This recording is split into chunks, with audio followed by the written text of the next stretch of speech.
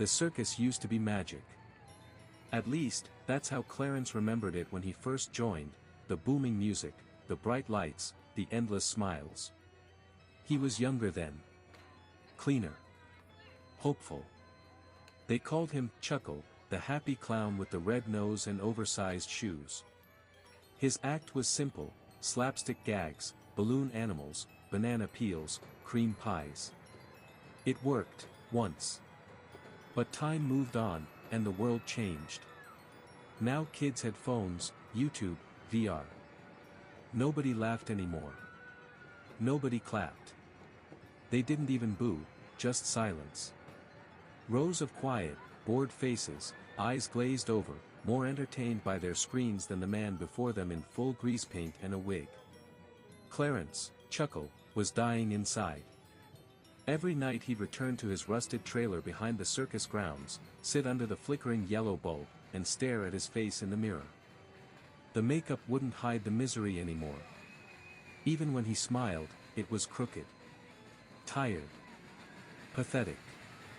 "Maybe I'm just not funny anymore," he whispered to his reflection. Then one night, something broke. He didn't cry. He didn't scream. He just changed. The next show, he didn't bring his balloon animals. Instead, he brought a bear trap. He walked to the center of the ring and snapped it shut around his hand with a grin that was far too wide. Blood gushed. Bones cracked. The crowd gasped. And for the first time in months, they watched him. Not a laugh. Not a cheer. But attention. Sweet, undivided attention. And Clarence needed more. Each night, the act got darker. First, he wrestled the old lion, Marrow, letting the beast claw into his side before spraying the crowd with fake blood, and real. Next, he swallowed a sword and pretended to choke, until he actually started coughing up blood and passed out in the ring. They revived him backstage. He begged them to let him do it again the next night. By the end of the month, Chuckle the Clown was the headliner. People came from other cities just to see the suicide clown, the maniac in grease paint. His act became infamous on social media. Clips of him stapling his lips shut, setting his shoes on fire, or slicing his arm into ribbons went viral. The ringmaster, Mr. Vargo, was thrilled. "Whatever keeps the seats full," he'd mutter, counting cash. But Clarence wasn't thrilled. He was hungry. One night, the act didn't stop after the spotlight dimmed. Clarence, still in full costume, wandered into the parking lot where families were heading home. A teenager joked, "Hey, clown. Cut yourself again." Clarence smiled and handed the boy a balloon animal. The next morning, they found that same boy behind the bleachers. His face was torn open in a grotesque smile, crudely stapled in place. His hands had been tied into balloon dog shapes. A clown nose had been shoved into his throat. The police questioned the circus. Everyone pointed fingers. But no one suspected Chuckle, the pathetic old clown who made people laugh. The show went on. And so did Clarence. Night after night, more people disappeared. A couple in the front row. A food vendor. A little girl who said the funny man told her a joke and led her into the shadows. Clarence kept performing, but his bits were shorter now. He was always rushing. He had things to do. New props to prepare. Razor wire. Branding irons. A sledgehammer.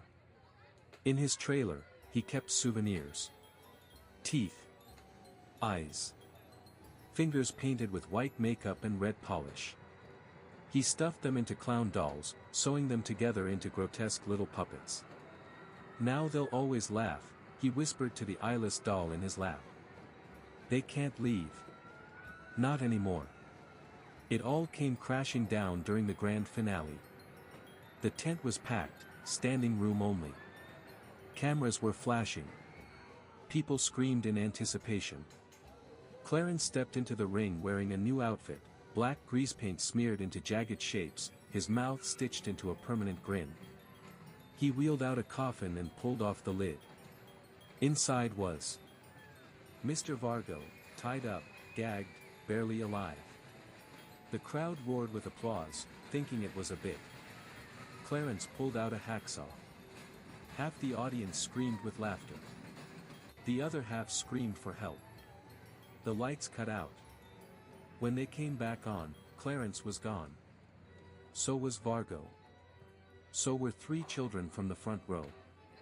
They never found him.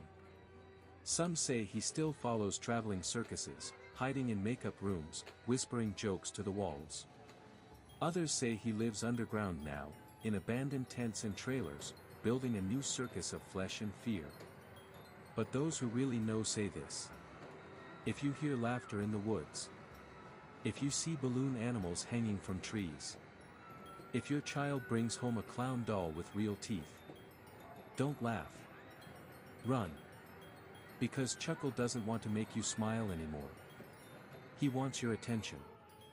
And he'll get it. One scream at a time.